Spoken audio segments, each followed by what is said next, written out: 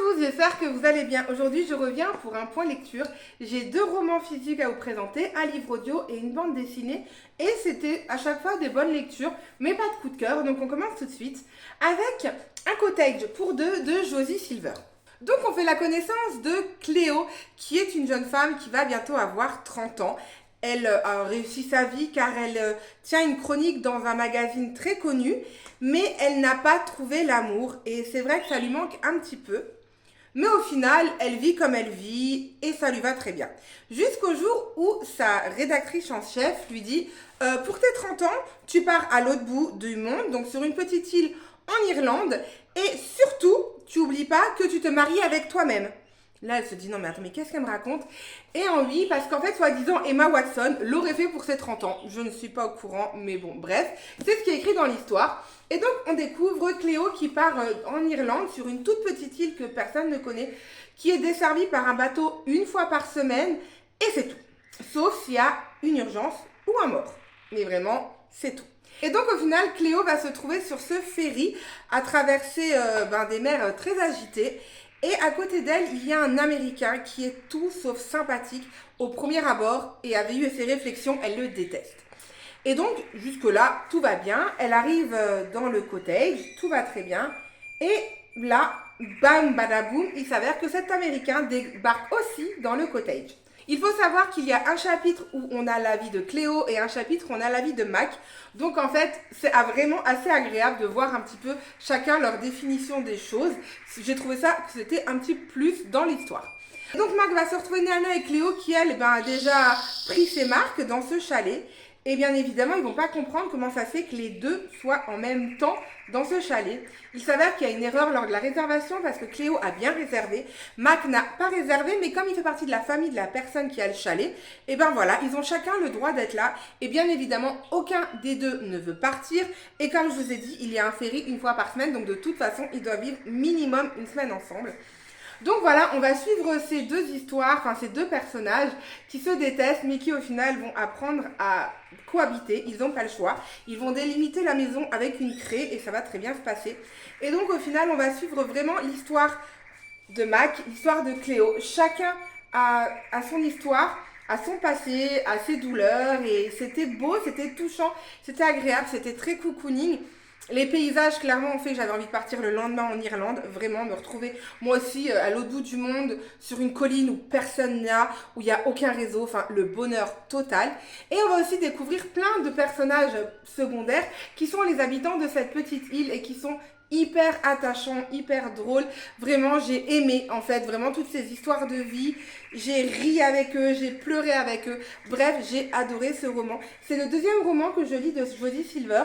Le premier avait été un coup de cœur et celui-ci est vraiment une super lecture. Il m'en reste un encore de l'autrice à lire dans ma pile à lire, mais en tout cas, pour le moment, je ne suis pas déçue de cette autrice.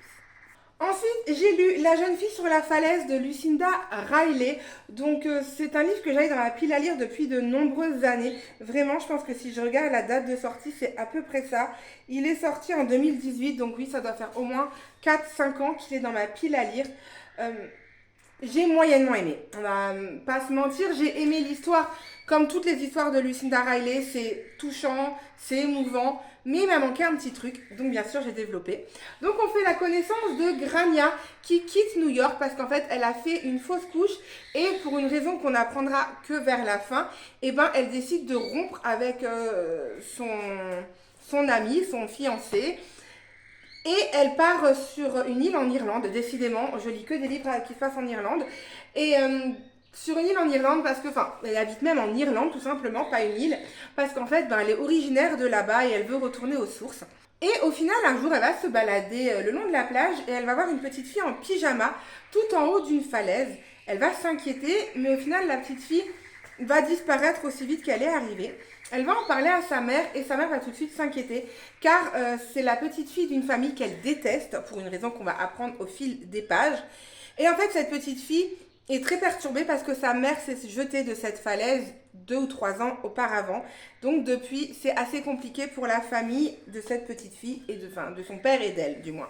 Rania va continuer à se promener et elle va faire la connaissance de cette petite fille qui s'appelle Aurora, qui est une petite fille pétillante, pleine de vie, drôle, très très intelligente, voire trop intelligente. Vraiment, des fois, c'était un petit peu peut-être tiré par les cheveux, mais bon. Et il s'avère qu'elle va vraiment se lier d'amitié, toutes les deux, au point que tout leur amour va être vraiment l'une pour l'autre. Et son père, pour des raisons qu'on apprendra aussi à la fin du roman, doit régulièrement s'absenter. Alors moi j'ai très vite compris pourquoi il s'absentait, donc peut-être que ça sera votre cas également. Et donc il doit régulièrement s'absenter et il cherche une nourrice pour s'occuper de Aurora. Et Grania, qui elle n'a absolument aucune attache pour le moment, décide de s'occuper de Aurora pendant au moins 2-3 mois, le temps que le père trouve une autre solution. Bien évidemment, tout va continuer à évoluer, leur amour l'une envers l'autre. Et la maman de Grania, elle va décider de lui donner des lettres du passé qui appartenaient à sa grand-mère pour qu'elle comprenne pourquoi sa mère déteste autant la famille de la petite fille. Et donc, Grania va comprendre au fil des pages qu'est-ce qui réunit ces deux familles depuis des générations, au moins 3 générations.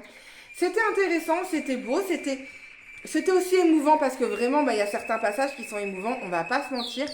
Mais j'ai pas réussi du tout à m'attacher au personnage de Grania, par exemple, que j'ai trouvé un petit peu trop têtue à mon goût. Elle se mettait pas de côté pour réfléchir. C'était non et puis c'était non et des fois j'avais envie de la baffer. Après, il y a Aurora qui, elle, je l'ai beaucoup appréciée, vraiment. Même si, comme je vous ai dit, un tout petit peu moins d'intelligence aurait peut-être un tout petit peu plus tenu la route. Mais bon, après, à part ça, ça va. Et après, c'est vrai que les personnages du passé, il y en avait beaucoup. Ça n'a pas dérangé parce que j'étais vraiment prise dans l'histoire. Mais cela n'a pas permis de m'attacher complètement aux personnes, vu que c'est pas comme si on parle de la grand-mère, par exemple, de Grania, et puis c'est tout. Non, parce qu'après la grand-mère, on va parler de la fille, on va parler de plusieurs générations. Donc au final, je me suis moins attachée aux protagonistes que cela m'arrive. Voilà, c'est beau, comme c'est écrit derrière, il y a écrit c'est inspirant, déchirant, complexe. Oui, c'est beau, c'est pas forcément inspirant. Complexe, oui. Même qu'à un moment, il y a un arbre généalogique, en fait, pour qu'on comprenne tout. Je vous avoue que sinon, au bout d'un moment, je me suis perdue. Je m'en souviens qu'il y a un moment, j'ai relu 3 fois les 2 pages pour être sûre que j'avais bien compris. Et juste après, je vois un arbre généalogique, je me dis, bon, au final, voilà. Donc, il faut quand même rester bien accroché avec cette histoire. C'était beau, c'était sympa, mais ce n'est pas mon préféré de Lucinda Riley. Il y en avait un que j'avais pas aimé, c'était Le Secret d'Elena. Et après, il y aura celui-là, si je devrais les classer en tout cas. Ensuite, j'ai écouté un livre audio qui s'appelle Better Than the Movie. Donc en fait, c'est un livre audio qui est une petite romance, vous l'aurez compris. Donc on fait la connaissance de Liz qui est une romantique au plus haut point. Elle connaît tous les livres romantiques, elle connaît tous les films et toutes les répliques par cœur, toutes les musiques. Dans sa vie, chaque moment est égal à une musique. Voilà, c'est comme ça qu'elle vit.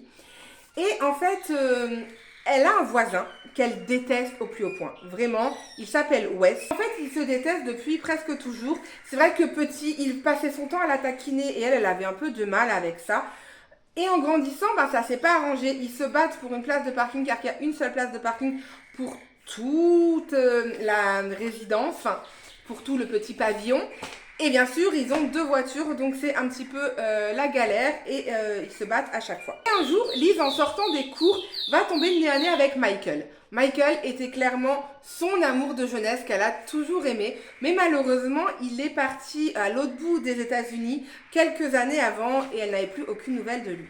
Et là, romantique comme elle est, boum, elle veut absolument le revoir et surtout continuer à discuter avec lui en fait. Et donc en fait, elle va décider d'aller voir Wes et d'essayer de faire un petit pacte dans le sens où si tu fais en sorte que Michael me revoie comme je suis et surtout qu'il m'invite au bal de promo, je te laisse la place attitrée à vie.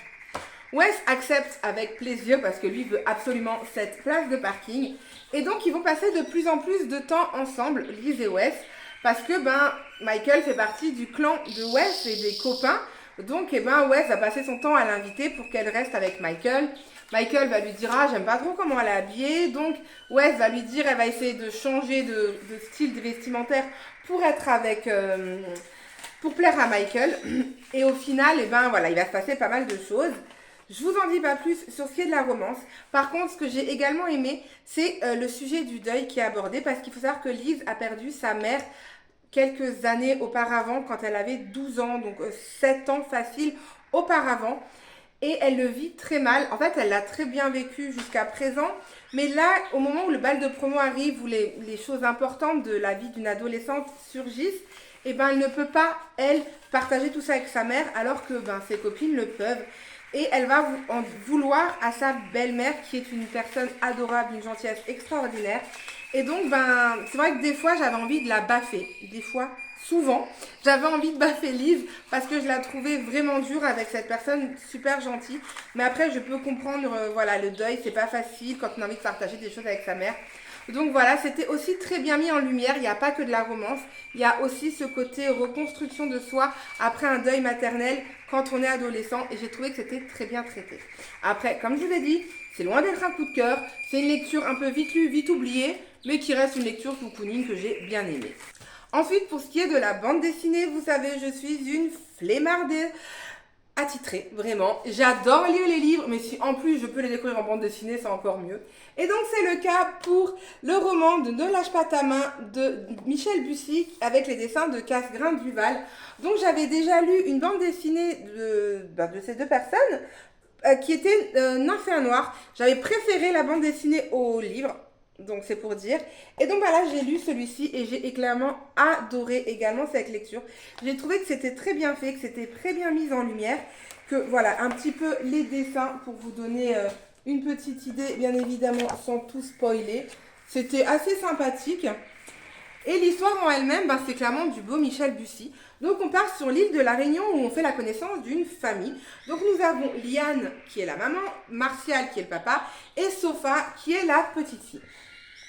Très très vite, Liane va disparaître de la chambre. On va retrouver du sang dans sa chambre, mais on ne sait absolument pas où est-ce qu'elle a disparu. Et tous les indices concordent sur le fait, ainsi que les témoignages, que c'est le mari qui a fait le coup. C'est trop flagrant.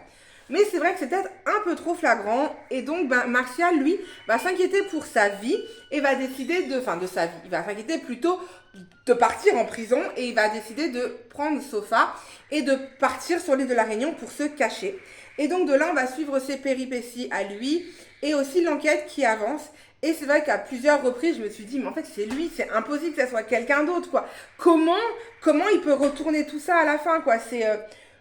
J'attendais vraiment la fin pour voir, en fait, si l'auteur joue avec nous, comment il joue avec nous. Et clairement, la fin, m'a encore laissé une fois sur le cul du beau Michel Bussy. Il sait très très bien faire ça, vraiment. Et là, il l'a fait encore une fois merveilleusement bien.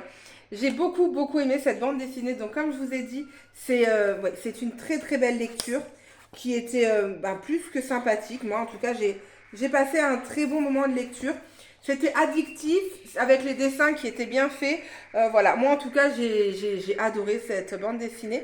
Et si vous n'avez pas lu le livre et que vous voulez tester un Michel Bussy, clairement, tentez une BD, ça se lit rapidement. Et vraiment, les deux livres que j'ai lus, j'ai trouvé que c'était très proche du roman. Enfin, je dis ça, mais j'ai pas lu le roman de celui-là. J'ai juste lu Nymphéa.